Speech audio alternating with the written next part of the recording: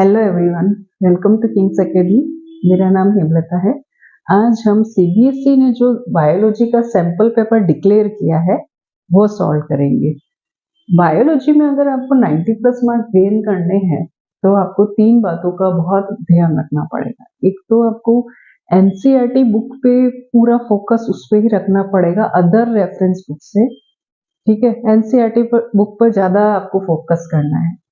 और सेकंड ये है कि आप जैसे आंसर कैसे मतलब नोट्स कैसे बनाते हो, आप टू द पॉइंट लिखते हो ना, वैसे ही वहां पे आंसर जो है टू द पॉइंट लिखना है, तो वो ज्यादा अट्रैक्टिव लगता है। और थर्ड जो है, बायोलॉजी बिना डायग्राम के अधूरी है ना। तो आपको अगर पूछा नहीं गया है उसके अंदर डायग्राम, फिर भी आपको अगर उसमें नेसेसरी है तो आपको उसमें डायग्राम बनाना है।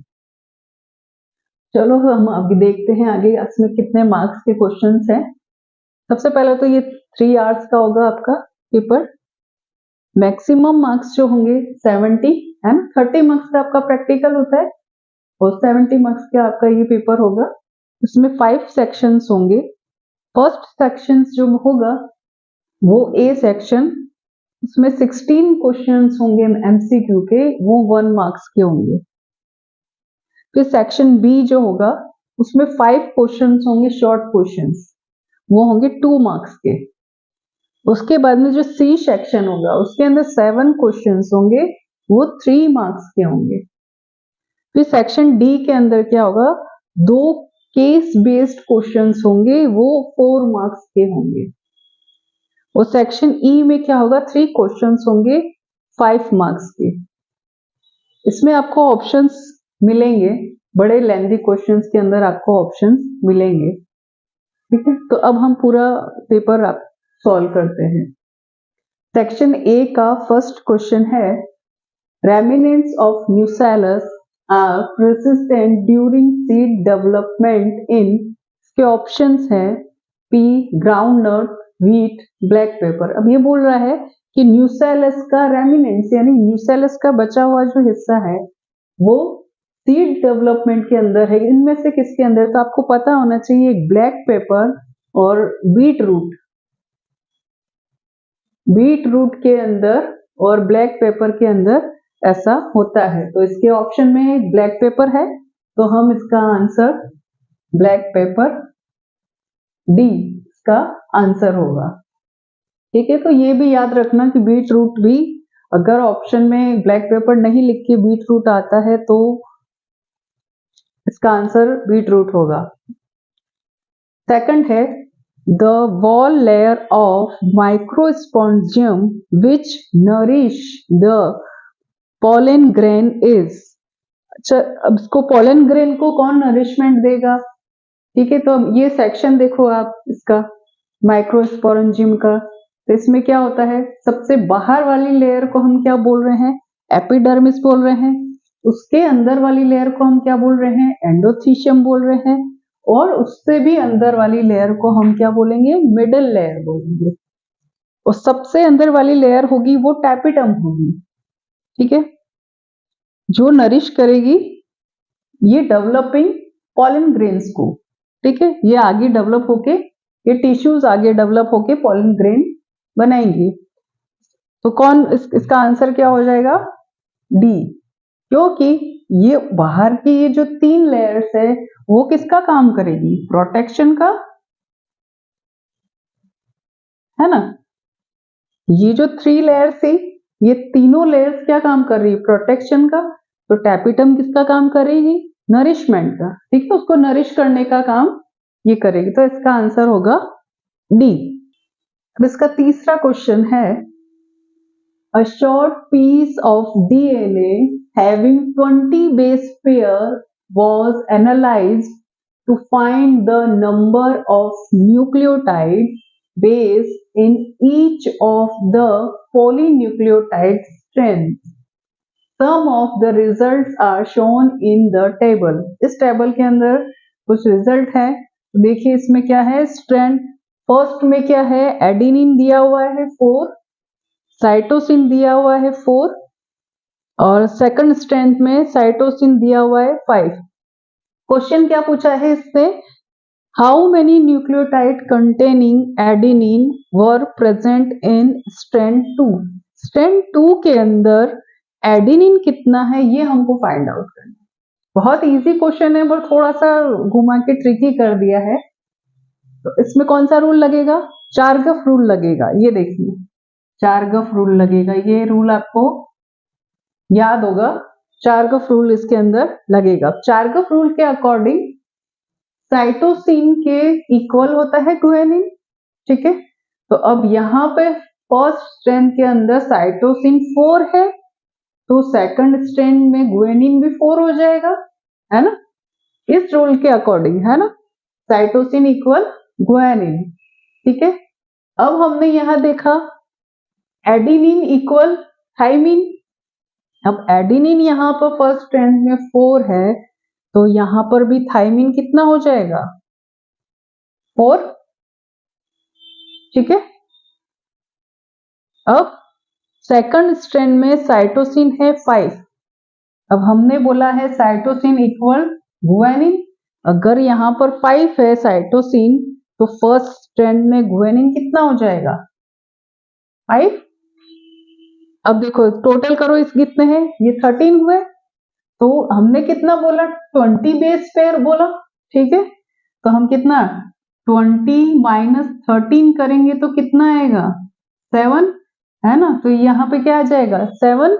अब थाइमिन 7 आ गया है, देखो थाइमिन कितना है? 7। अब हमने क्या बोला? थाइमिन एडेनिन के इक्वल है, ठीक है। तो अगर थाइमिन यहाँ पर 7 है, तो कितना होगा एडेनिन यहाँ पे? 7। देख लिए, टोटल कर लीजिए, कितना आ जाएगा? ये भी 20 बेस हो जाएगा, ये भी 20 हो जाएगा, ठीक है। टोटल आ जाएगा 20, ठीक है। तो इसका आंसर क्या हुआ? 7। डी इसका आंसर हुआ। चारगफ रूल हम इस पे अप्लाई करेंगे तो ये इसका आ जाएगा आंसर। फोर्थ क्वेश्चन है इसका, in a certain species of insect some have 13 chromosomes and the other have 14 chromosomes. The 13 and 14 chromosomes bringing organism are, इसके एग्जाम्पल है male and female respectively, second है फीमेल एंड मेल रेस्पेक्टिवली, सी है all mails, D है all females. पहले question अच्छे से समझ लो कि क्वेश्चन क्या पूछ रहा है। क्वेश्चन ये पूछ रहा है कि इस इंसेक्ट के अंदर एक क्रोमोसोम कम है, ठीक है, और अदर के अंदर 14 क्रोमोसोम है। एक के अंदर 13 क्रोमोसोम है और दूसरे में 14 क्रोमोसोम है। तो हम देखते हैं इंसेक्ट्स में मेल हेटेरोगैमेटी होती है, उसके अंदर क्या होगा? मेल के पास क्या है? एक क्रोमोसोम कम है, ठीक है, और फीमेल के पास डबल एक्स है।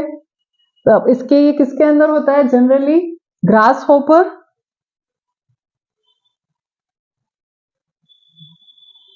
और बग्स, ठीक है। ये इसके अंदर एक क्रोमोसोम मेल के अंदर कम होगा। अब देखो यहाँ पे दो दिया हुआ है, एक मेल एंड फीमेल रेस्पेक्टिवली दिया है और इसमें दिया फीमेल एंड मेल रेस्पेक्टिवली। अब क्वेश्चन ध्यान से देखना, यहाँ क्या बोल रहा है? पहले 13 बोल रहा है, फिर 14 बोल रहा है, यानी पहले मेल लिखा हुआ होना चाहिए। तो ये रहा पहले first option, male and female respectively. तो ए इसका सही आंसर होगा। क्वेश्चन को ध्यान से पढ़ के फिर ही आंसर देना, जल्दबाजी मत करना, ठीक है। ये समझ में आया? 5 नंबर का क्वेश्चन है, इसके अंदर क्या दिया हुआ है? Frequency of allele, capital A की फ्रीक्वेंसी दी है 0.8, ये मैंने यहां पे लिखा है डोमिनेंट ए, इसकी फ्रीक्वेंसी दी है 0.8 एंड एली स्मॉल ए की फ्रीक्वेंसी है 0.2, यानी रेसेसिव हुआ, तो इसकी क्या हुई? 0.2। अब हमको क्या करना है? हेट्रोजाइगोट की फ्रीक्वेंसी को फाइंड आउट करना है।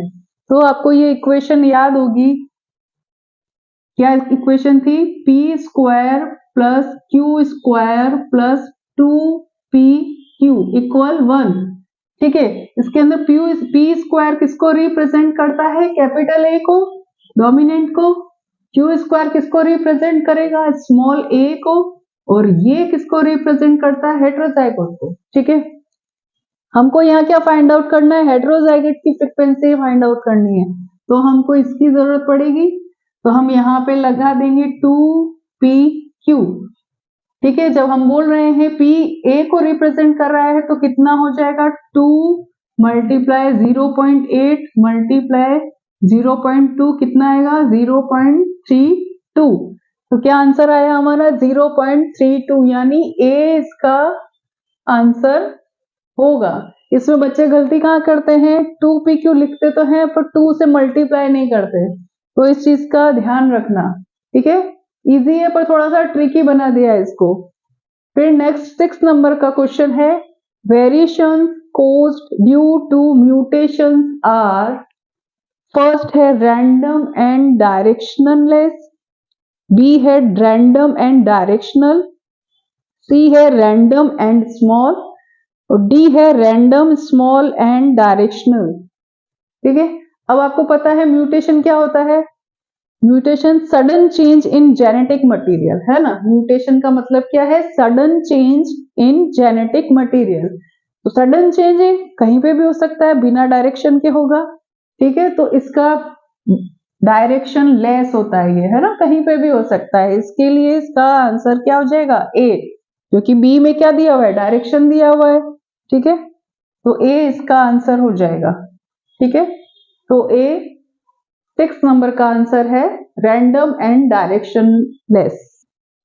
अब है 7 नंबर का क्वेश्चन, इसमें क्या है 7 नंबर में, what is the smallest part of DNA molecule that can be changed by a point mutation. DNA का कौन सा पार्ट है जो पॉइंट म्यूटेशन से चेंज हो जाता है, स्मॉलेस्ट पार्ट कौन सा है। इन चार ऑप्शन दिए हैं, उनमें से एक कोई फाइंड आउट करना है। ठीक है, एक एग्जांपल आपको पता है डीएनए किससे बना है, न्यूक्लियोटाइड से बना है। सिकल सेल एनीमिया का एग्जांपल ले लो या कुछ भी ले लो, देखिए यहाँ ये बना हुआ है। ठीक है, डीएनए अगर यहाँ पर म्यूटेशन होता है तो यहाँ यू मैंने लिख दिया, ए हटा के, यहाँ मैंने म्यूटेशन हो गया। ठीक है, तो अब क्या हुआ, किसमें चेंज हुआ है, न्यूक्लियोटाइड में चेंज हुआ है। तो इसका आंसर क्या हुआ, न्यूक्लियोटाइड, क्योंकि पॉइंट क्या बोला है हमने, अ पॉइंट म्यूटेशन, हमने यहाँ क्या चेंज किया, पॉइंट म्यूटेशन चेंज किया है। तो किसमें चेंज हुआ, न्यूक्लियोटाइड में चेंज हुआ, तो स्मॉलेस्ट पार्ट डीएनए का न्यूक्लियोटाइड हुआ। 8 नंबर का question, what should be the genotype of the indicate member. Indicate members यहाँ है इन्फेक्टेड मेंबर्स का पूछ रहा है ये। तो सबसे पहले ये पेडिग्री है, तो सबसे पहले आपको ये देखने है ये कौन सी पेडिग्री है। देखो इसमें सिर्फ पेरेंट्स अफेक्टेड नहीं है, उनकी जो बच्चे हैं वो अफेक्टेड है, इसमें मेल और फीमेल दोनों ही अफेक्टेड है। ठीक है, तो ये कौन सी पेडिग्री हुई, मेल और फीमेल दोनों ही अफेक्टेड है पर पेरेंट्स अफेक्टेड नहीं है, तो ये हुई ऑटो रेसेसिव पेडिग्री। ठीक है, क्योंकि यहाँ पेरेंट्स अफेक्टेड नहीं है, तो सिंपल है, ऑटो रेसेसिव हुई तो स्मॉल ए, ये क्या होगा,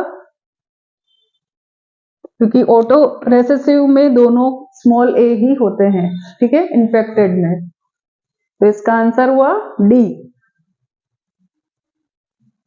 9 नंबर का question, a patient was advised to have a kidney transplant to suppress the immune reaction the doctor would administer him। अब इसमें पूछा है कि पेशेंट को किडनी ट्रांसप्लांट करने की एडवाइस दी गई है और अब उसके इम्यून सिस्टम को सप्रेस करने के लिए डॉक्टर ने उसको क्या सजेस्ट किया है, क्योंकि बाहर का फॉरेन ऑर्गन है, हमारी बॉडी जल्दी एक्सेप्ट नहीं करेगी, तो हमारे इम्यून सिस्टम को सप्रेस करने के लिए हमको cyclosporin A produced from Trichoderma polysporum, ये आपको याद करना पड़ेगा। साइक्लोस्पोरिन कौन प्रोड्यूस कर रहा है, ट्राइकोडर्मा पॉलीस्पोरम, ये डॉक्टर उसको सजेस्ट करेगा, क्योंकि बाहर फॉरेन ऑर्गन है और हमारा बॉडी जो इम्यून सिस्टम है वो एक्सेप्ट नहीं करेगा जल्दी, तो उसको इम्यून सिस्टम को सप्रेस करने के लिए C cyclosporin A produce from trichoderma polysporum suggest करेगा। तो सी इसका आंसर है। अब 10 नंबर का क्वेश्चन है, identify the activity of endonuclease and exonuclease in given image. ठीक है, अब इस इमेज के अंदर बहुत ही सिंपल सवाल है, पर इसको आपको बहुत ध्यान से देखना पड़ेगा। आपको पता है एंडोन्यूक्लियस कहाँ पे कट करेगा? मिड में से, बीच में से, ठीक है। और एक्सो कहाँ से कट करेगा? साइड में से। ये चीज ध्यान रखना, एंडो बीच में से कट करेगा और एक्सो साइड में से कट करेगा। तो फर्स्ट ऑप्शन देखो, इसमें बीच में से कट कर रहा है ना एंडो के अंदर, ये हो सकता है। एक्सो साइड में से कट कर रहा है, ये ऑप्शन हो सकता है ए। ये नहीं हो सकता है क्योंकि इसमें एंडो बीच में से कट करता है पर इसने साइड में से कट कर रहा है, तो ये ऑप्शन नहीं हो सकता है। ठीक है, ये बीच में से कट कर रहा है तो ये ऑप्शन नहीं होगा।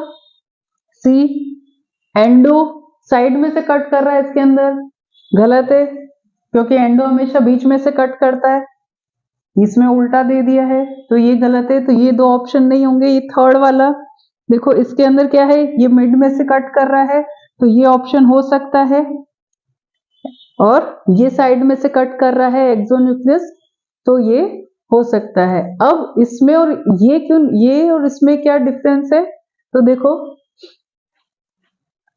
अगर हम कट करते हैं, यहाँ 3 लिखा है और यहाँ 5 लिखा है, अगर इसको हम बीच में से कट करते हैं तो ये वाला हिस्सा क्या हो जाएगा? 5 हो जाएगा, और ये जो कटा हुआ वाला हिस्सा है ये 3 हो जाएगा। ऐसा, तो इसमें नंबर्स का डिफरेंस है, तो आपका सही ऑप्शन जो होगा वो डी है। ठीक है, आपका सही ऑप्शन इसमें डी है। 11 नंबर का क्वेश्चन है, the main objective of production of pest resistant GM crop is to. हम अभी पेस्ट रेजिस्टेंस जीएम क्रॉप्स बना रहे हैं, इसका मेन ऑब्जेक्ट क्या है? पेस्ट रेजिस्टेंस क्रॉप्स बनाने का मेन ऑब्जेक्ट क्या है? तो ऑप्शंस है, encourage eco friendly pesticides, B है reduce pesticides accumulation in food chain, C है eliminate pest from the field without the use of manual labour, D है retain maximum nutritional content in the crop that would be otherwise consumed by pest. तो इसका answer होगा B.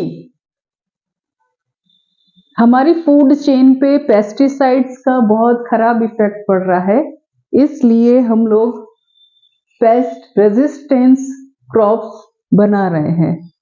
ठीक है, तो इसका answer होगा बी। 12 नंबर का क्वेश्चन, इसमें क्या है? ग्राफ वाला क्वेश्चन है।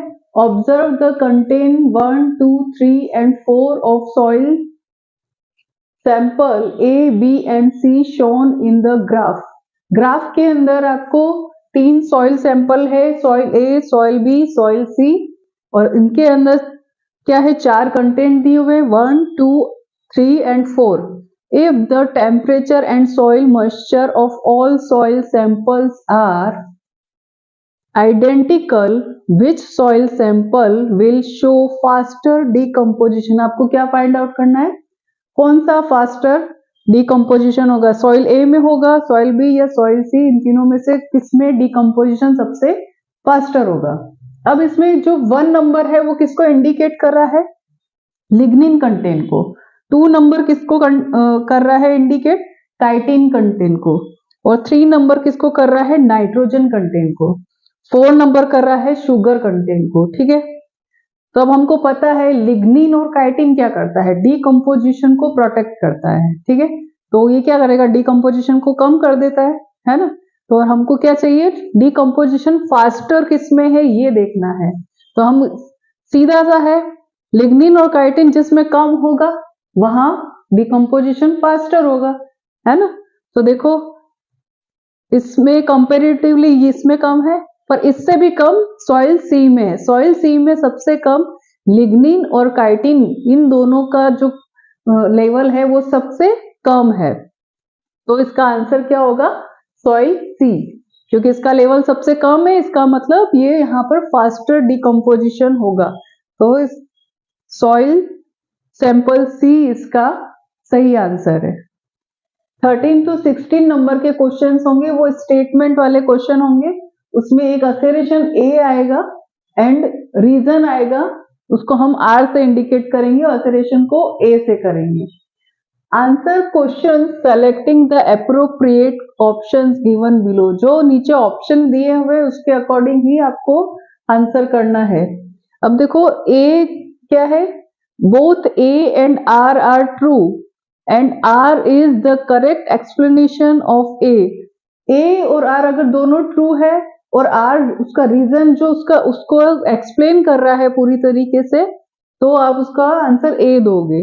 बी क्या है? Both A and R are true, दोनों ही ट्रू है, पर जो आर जो है उसका रीजन है वो R is not the correct explanation of A, वो ए को एक्सप्लेन नहीं कर रहा है, तो उसका आंसर बी होगा। सी में क्या होगा? A is true but R is false. B का क्या होगा? A is false but R is true. इसके अकॉर्डिंग आप आंसर करोगे 13 to 16 नंबर के क्वेश्चंस का। 13 नंबर असरेशन है इसका, primary endosperm nucleus is diploid. Primary endosperm nucleus is diploid, ये रॉन्ग है, क्योंकि डिप्लॉयड नहीं होता है, ये ट्रिप्लॉयड होता है। का रीजन क्या है? It is the product of double fertilisation. तो ये डबल फर्टिलाइजेशन का प्रोडक्ट है, ये बात ये सही बोल रहा है। अब देखो ए इसके अंदर फॉल्स है और जो रीजन है आर वो ट्रू है, तो इसका आंसर क्या होगा? डी, क्योंकि ए फॉल्स था इसके अंदर और आर जो है वो ट्रू है, इसलिए इसका आंसर डी होगा।